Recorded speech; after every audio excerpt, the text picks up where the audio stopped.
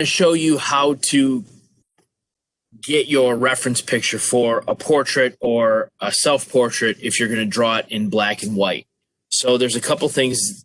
Actually, there's one main thing that we're looking for. We want nice dark values and nice light values, and we want transitions. So right now in my basement, I've got a lamp, and it's shining at the right side of my face. So the right side of my face is in the light, and the left side of my face is in shadow. That shadow coming across this way is going to help make my nose and my lips and my eyes, it's going to make it all look three-dimensional. If my light source is coming straight at me, so I just turned a little desk lamp on, now all of a sudden I've lit the other side of my face. You can't really tell where the light source is coming from. And if I were to make this a black and white photo now, it would be a lot more difficult. I guess I got a little bit of a shadow right here, but it would be a lot more difficult to make that look three-dimensional as opposed to doing a reference picture like this where I have that dark side and the light side showing. So I want to show you some pictures that I found on the internet. I didn't do a whole lot of searching. I just picked like the first couple pictures that I saw. So here's an example of a bad photo to use as a reference picture. I mean, it's a striking photo, but the problem is that you have kind of this same gray value all over her face. And really the only thing that's in shadow is like underneath her chin and her cheekbones here. Like the sides of her nose are very lightly shaded. And it would be hard to make that look three-dimensional, to make it look like it's popping out. This picture, however, we can clearly see that the light source is coming from the right side of his face, our left when we're looking at this, and you can see that there's a light and a dark side to his face. So he's got these shadows happening underneath his nose, underneath his bottom lip. He's got these textures on his skin that are shadowed and highlight. So you can see that there's a highlight here on the right side of his forehead, and he's got the shadow that happens on the other side.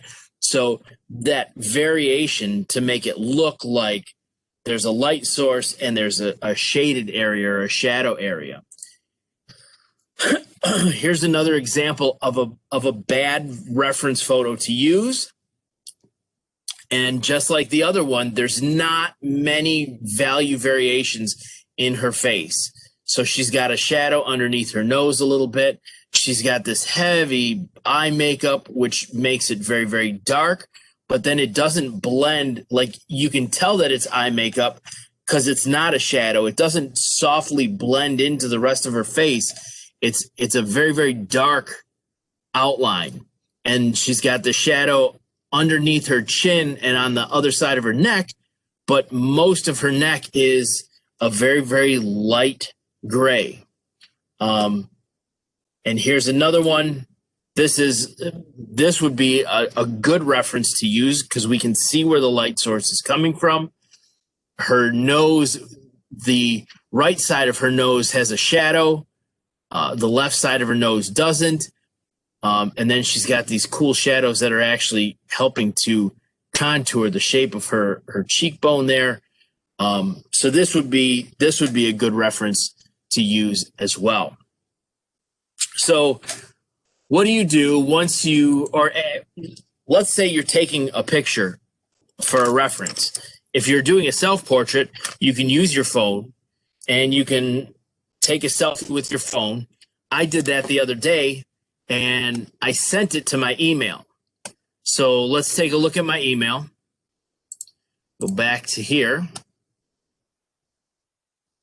So I'm going to open my email up. So here's my photo of my email.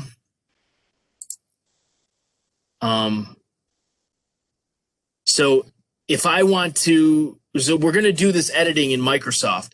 So I'm going to right click and I'm going to save image as,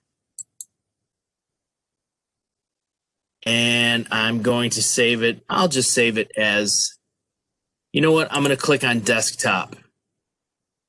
and I'm going to save it as ref pick. So now it's saved to my desktop. So I'm going to minimize this. I'm going to look for that picture. Where'd it go?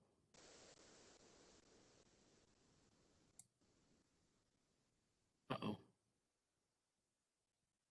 Oh, here it is. Okay, so I'll drag it over. I got two screens going on. So there's my reference picture. So now what I'm going to do is I'm going to open up Microsoft Word. And this is, if you're watching for this part, you may want to stop and pause the video as I go step by step. So I'm going to open up Microsoft Word. I'm going to open a blank document. And the first thing I'm going to do is up here at the top left, I'm going to go to Layout. I'm going to click on Margins, and I'm going to click Narrow. You saw my cursor jump. Now I'm going to go to Insert, again on that top tab. I'm going to click on Pictures, and then I'm going to go to the desktop because that's where I saved it. And I'm going to look for Ref Pick, and I can click and then click Insert, or I can double click, and voila, there we are. Now, what I'm going to do is I want to be able to see this whole picture at the same time. So down here, bottom right, I can zoom in or zoom out. So I'm going to zoom out so that I can see the entire page. And I don't have to scroll up or down. The next thing I'm going to do is click Layout Options. And I'm either going to click behind or in front. In this case, it doesn't matter. So I'll just click in front. And now I can resize. Now here's what you don't want to do. You don't want to grab from here because that's going to distort your face. Look, I can make myself real skinny. You don't want to do that. I'm going to click undo. And you also don't want to take from the bottom or the top because that's going to change. It's going to distort your face. And then you're not going to look like you. So how do we make it bigger? You have to grab a corner. And if you grab a corner, you can, it'll make it taller and wider at the same time. So there we go. And I'm going to just kind of reposition that a little bit. There we go. So now I'm happy. My face covers almost my whole sheet of paper. There is no little white edge anywhere on the outside. Now I got to do two things. I'm going to turn this into a black and white picture, and I'm also going to adjust the brightness and the contrast. So first of all, up in these upper tabs up here, there's the Format tab.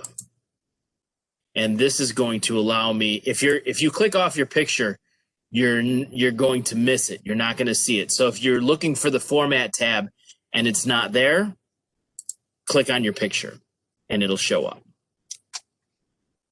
So I'm clicked on my picture. I'm on the Format tab. I'm going to go to Color, and then I'm going to pick the top left option, and it turns it into a black and white picture. Now I'm going to go to Corrections, the little sun, and depending, excuse me, depending on what version of Microsoft you're using, these corrections and color buttons might be a little bit different for you, but it'll be a sun and it'll be a mountain range. They might just be like one on top of the other instead. So I'm going to click Corrections, and now I can sharpen or soften. I don't want to sharpen or soften this image. I think it's fine the way it is. But I am going to come down here into these, and I'm going to adjust the brightness.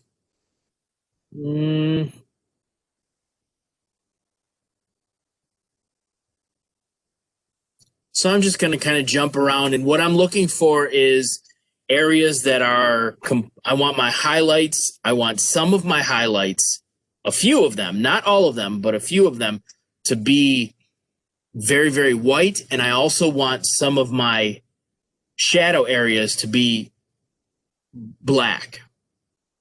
So that's a little bit too much contrast, because now I'm also looking for grays. So if I click this, you can see that the right side of my face is almost completely washed out. So that's not good. This is a lot better. I've got some middle grays, and I've also got some whiter highlights on the right side.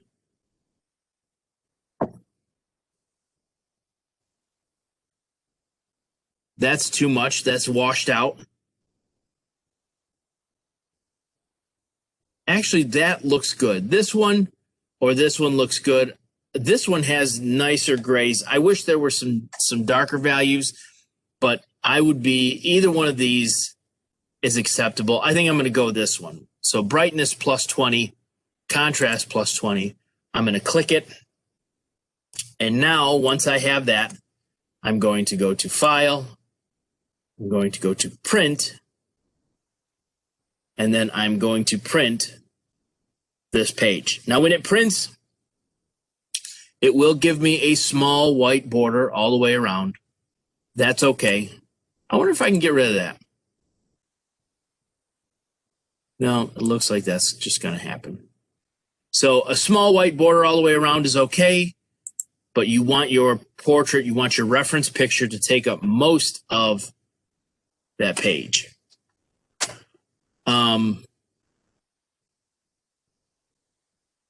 So yeah.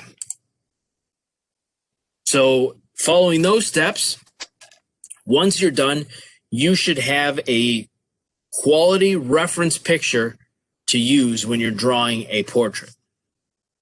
If you have questions, you can go back and watch this video, or get a hold of me and ask me.